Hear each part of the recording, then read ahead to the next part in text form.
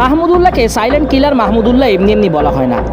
এতদিন চুপই ছিলেন, তবে আর সহ্য করতে পারলেন না, খেলা ছেড়ে দিয়েছেন প্রবল সমালোচনায়। তবে স্টেডিয়ামের গ্যালারি থেকে তাকে ভুয়া ভুয়া বলছিল আবাহনীর বিপক্ষে মোহামেডানের হারের পর, তাই আর সহ্য করতে পারেননি মাহমুদুল্লাহ রিয়াদ, তেড়ে গেলেন ভুয়া বলা দর্শকের দিকে, দর্শককে শাসালেন।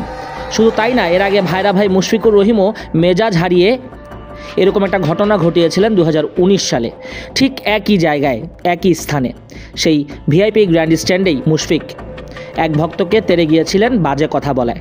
বাংলাদেশ ক্রিকেটে এমন অনেক ঘটনা অহরহ আছে, তামিম সাকিবের সঙ্গে তো অনেক বেশি হয়েছে।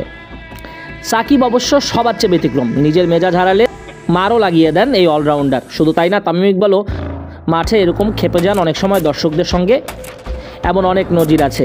এছাড়া মাশরাফির সঙ্গে এরকম ঢাকা প্রিমিয়ার লিগে 2013 সালে এমন একটা ঘটনা ঘটেছিল।